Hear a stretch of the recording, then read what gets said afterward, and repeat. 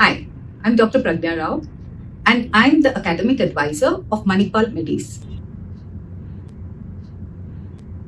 Manipal MedAce is a digital resource for undergraduate medical students to help them in their classroom learning as well as prepare them for the next exam.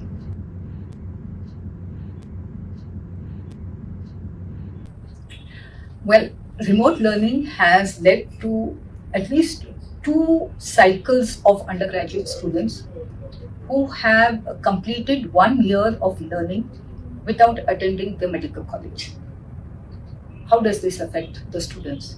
This affects them because medicine is mainly a skill based course. And being a skill based course, these skills have to be practiced again and again. These skills have to be learned in terms of communication, in terms of physical skill building exercises, for example, taking a blood pressure. So, this has to be repeated. It also has to be learned when we are looking at crucial life saving skills, for example, CPR. Unless a student does a CPR on a patient, or more important, on a mannequin repeatedly, the student doesn't learn the process. And therefore, this is absolutely dangerous when it comes to the final product, that is the medical graduate. So it's quite possible that these 2 years have had a carryover effect on the student. And the student would have to really work very, very hard to catch up on learning these clinical skills which he should have been picking up during those 2 years. And these are crucial life-saving skills. These are the basic skills that a doctor should have. The loss is almost irreplaceable. So if we are required to shift to online mode or the remote type of teaching again, we are certainly much better prepared than we were. We have the tech in place. Everybody knows how to use Zoom. Everybody has also learned a better way of teaching online. We have discovered online quizzing platforms. We have discovered online assessment platforms. We even know how to operate Google Classrooms. So as teachers, we are better equipped.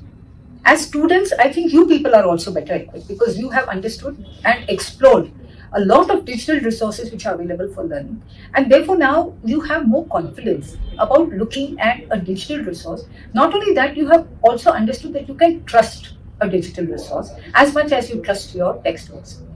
I think a lot of learning has happened even for the tech platform industry because they have realized that teachers and students need to interact in different ways when it comes to remote teaching and learning versus face-to-face learning. And therefore, I think we are seeing much better technology as well.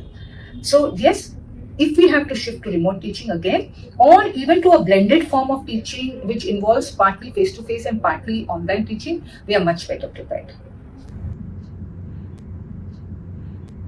Okay, so when we look at learning resources now, there are various learning resources, whether it's books, journals, and now the digital resources. Why are digital resources gaining so much importance?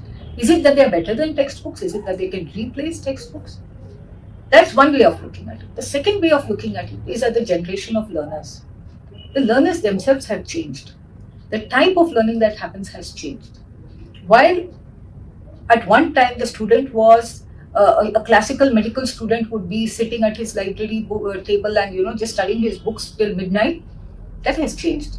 You now have a medical student who's probably sitting in the basketball court, switches on his mobile and just flips through some notes on his WhatsApp, or goes through a YouTube video, goes through a digital resource, or even downloads a textbook onto his phone and then reads his textbook. And this is your typical anywhere, anytime learning that is taking place.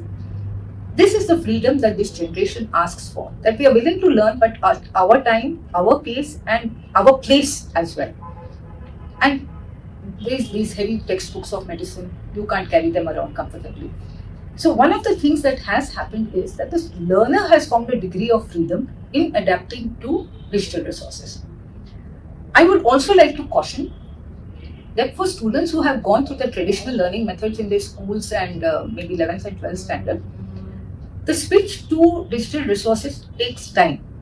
Because you see, they are still used to underlining, writing notes, and to start doing this on a digital platform takes time. So we cannot expect a student to jump immediately from reading, writing, underlining, making notes to using a digital resource.